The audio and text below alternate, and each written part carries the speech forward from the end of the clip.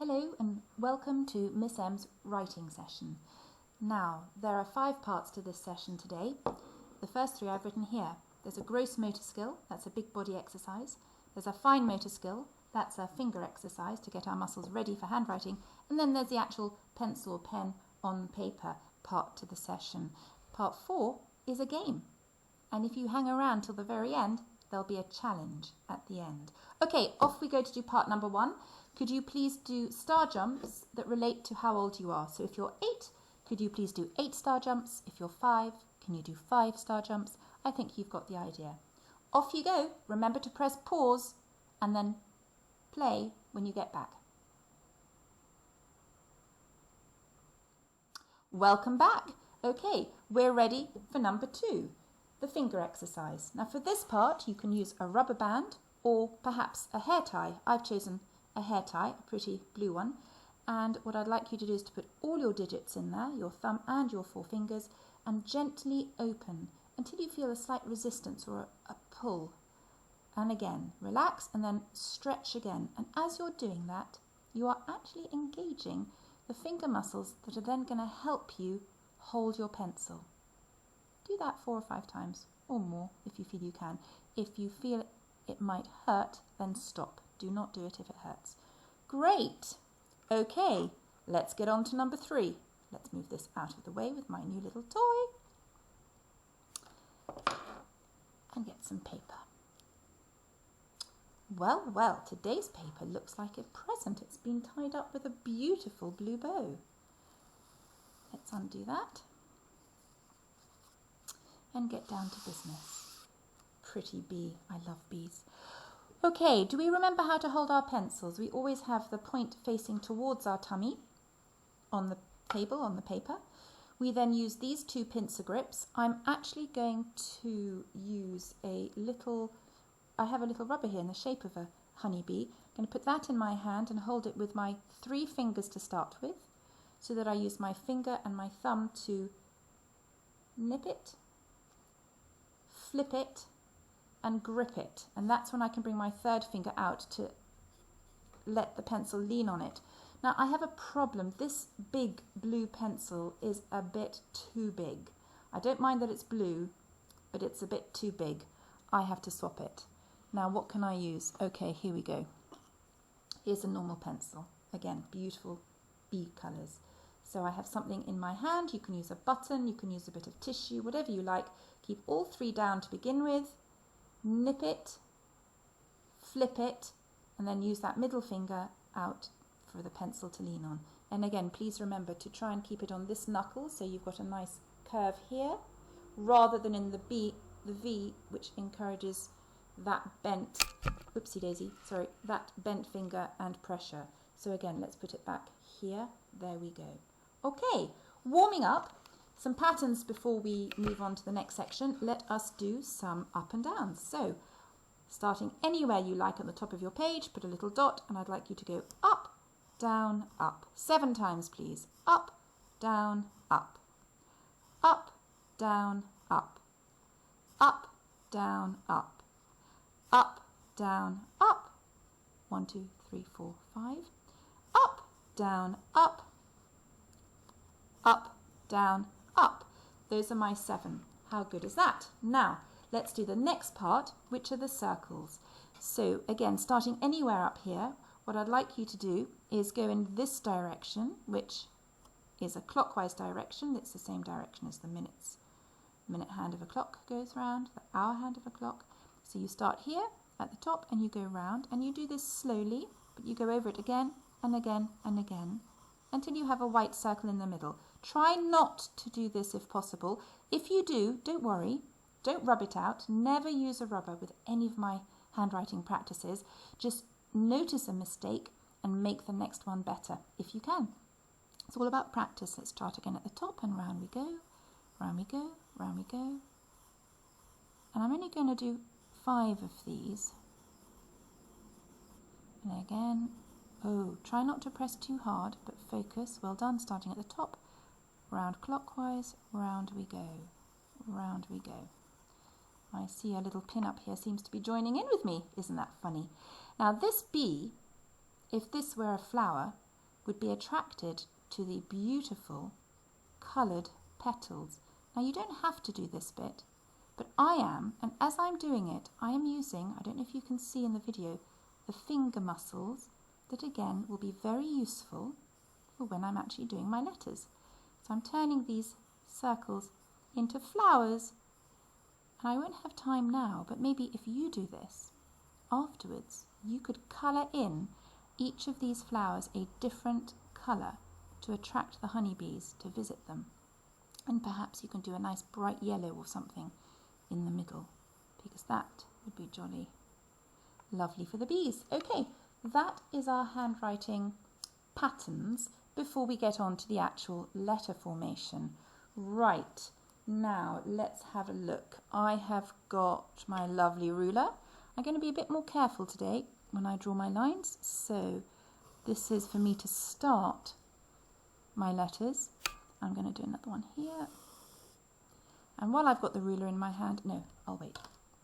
Okay, so the first letter that we know how to write already is the letter N. The name of the letter is N, and the sound that it makes when we're learning to read or spell is N. N for net. Start on the line, you go up, over, down, flick. Now what's important here is the exercise up here was starting anywhere and just going up, down, up, which is a great movement. But what we need to do when we start a letter on the line is lead in. So the first up bit is basically just to get us to the top of the letter. So if I start here and I go up like this and then do the letter, what's happening is there's a massive space, which is really not a good idea. So we don't like that. If we go straight up, straight down, straight up again, that's okay. But it would be a little bit better if there was a lead in. So start here, go about halfway and up. Why? Because that lead in is very important to join to the final flick of the letter that comes before. If you're not sure what I mean, you will once you've seen all of these videos. So let me just do one more, starting on the line, up straight, up straight, over the hill, down, flick. This is the letter N. Now the exact same movement, but going higher, is the letter H, which makes the sound. That's right. So let's start on the line, up, down, up halfway. There we go. And let's do one more. Up, down, back up halfway. And what you should notice is that the height of the N, the N, is the same as the height of the middle bit of the H. Okay, these two letters are not the letters for today's lesson. Today's lesson is about the letter B. Now this is a blue letter B, and it's not a cursive letter B, but we know it's a letter B. It's how we see it written in books that we read, maybe a magazine or a newspaper. The letter B that we're going to do now starts on the line. It goes up to the top like the H. It comes down like the H. It goes over like the H, but when it comes down to hit this line, it doesn't do a final flick. It does not do a final flick. Oh, I shouldn't have taken my pencil off. Instead, it comes down and it touches the line and it goes under to touch the beginning, and then it comes back on the line with a final flick. Let's try that again, but as a rainbow letter. So if I do my N first, I'm then going to find a blue biro, starting on the line, up, down, up, over what would be the N size. How great is that? I'm now going to use a black pen to do the rainbow letter for the letter B. Watch how it's the same. I go up to the top, down to the line, up, over, but I come under and out. Now, some people, when I do this with them, say, oh, I know the letter B. It's really important because it's basically like a bat and a ball. I suppose that looks like a B if I use a bit of my imagination. But that's not a ball, that's a bottle lid. There's a ball, a bat and a ball, and that could be the letter B. Maybe it is, maybe it isn't. What I like to think more of is this. Let's look again. This is my little thing. Up to the top, down to the line, back up, over and flick. Oh, that's the H. Let's change it and make it a B. Up, down, up, come under, and then you do the final flick. And what I think it looks like, if I'm being silly, and I do this, give it a few eyelashes and a little nose with whiskers, I think it looks like a bunny rabbit. So I like to say, let's go up and stroke the bunny rabbit's ears, come back down, then we go back over the bunny rabbit's head and we tickle it under the chin. So one last time on this piece of paper, up, down, up halfway, over, around and under, and tickle him under the chin. One last way of looking at letters and the heights of letters, and this is actually quite important when you're doing tall letters as opposed to others, is using colours. This is my blue yogurt pot, which is very useful when collecting pencils, is I'm going to colour these into different areas. Now this green pencil is for the shape in the middle. I'm going to colour, look how I'm holding the pencil. I'm not holding the pencil like this anymore, but I'm holding it like an artist, like this, so that I can shade in this area really quickly. Now, in a moment, I'm going to draw the 3 letters that I've already drawn or written on this page using these different shaded areas. We talk about the green area in the middle, which is where every single letter starts, as the grass or perhaps the bushes and the trees. We talk about this blue area as the sky, and the brown area, maybe there's a cloud or something in it. The brown area, and this could be the grass, and perhaps there's a tree, and the ground underneath the brown area could be the roots of the tree. Maybe there's a little earthworm or a mole about to come up. Who knows what's going on underground. But the reason I coloured these in, and colouring in is a really good exercise for your muscles, is to focus on the letters. So, and keep them the right height. Let's have the letter N. If we start on the line, always at the bottom of the green, because every letter has the main part of its body in the green grass or trees, bushes. We go up to this line. The N, the N, does not go into the sky. Don't forget the final flick. However, the H, which makes the sound does. So we start on the line, we lead up, we go into the sky. We don't touch the top line.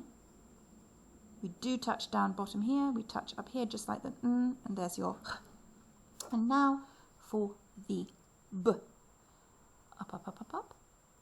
Down, back up just like the H, but here we're going to go under and tickle the bunny rabbit under the chin. I'm going to do that one more time.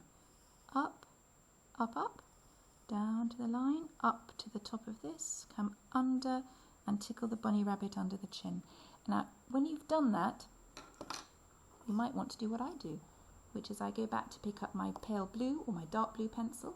I pick it up and I trace over just the B,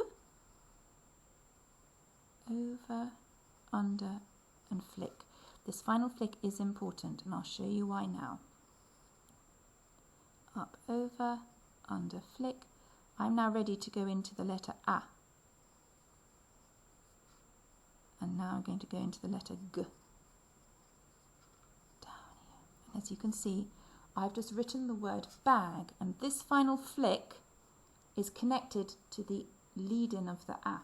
And this final flick of the A is connected to the lead-in of the G. And there we have the letter B sound for B. It might be fun also to use, for example, a big button.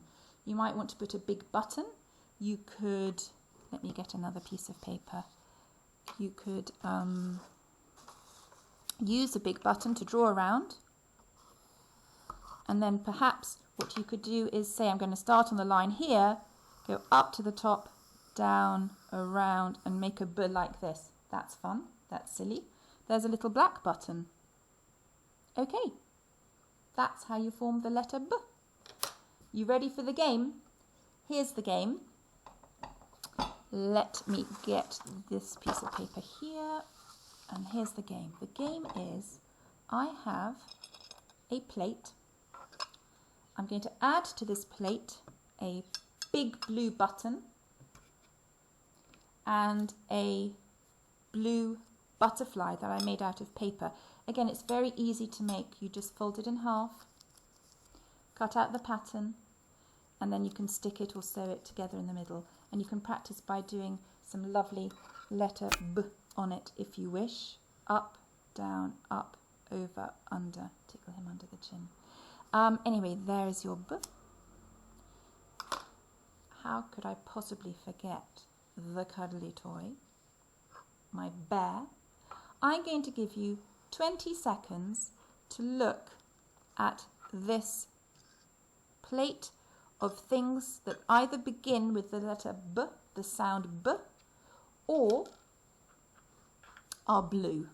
So this, for example, is a car. It's a blue car. This is a blue eraser. This is a ball.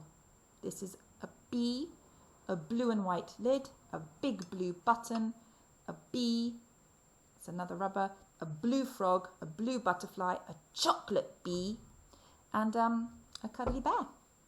I'm going to count 30 seconds.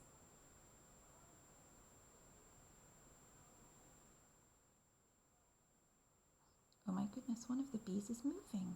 I didn't realise it could move.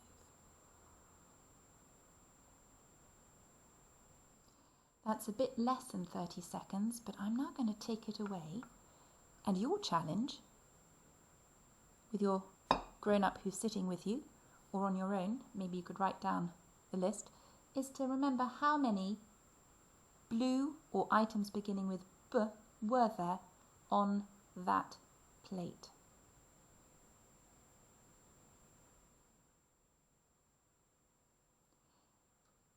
And the challenge that I said that I was going to do, well, I was actually hoping to blow these bubbles. I wonder if this will come out on the video. Did that work? Sort of. The challenge is, how many things, apart from the plate, how many things in this little video did you see that were either blue or started with the letter B? Here's the first thing that you saw. 1. Here's the second thing that you saw. 2. Here's the third thing that you saw. 4. Here's the next one that you saw. I think I've left a number out there. Anyway, you figure it out, you count it, and maybe you can go back and see. Well done, keep practicing your book.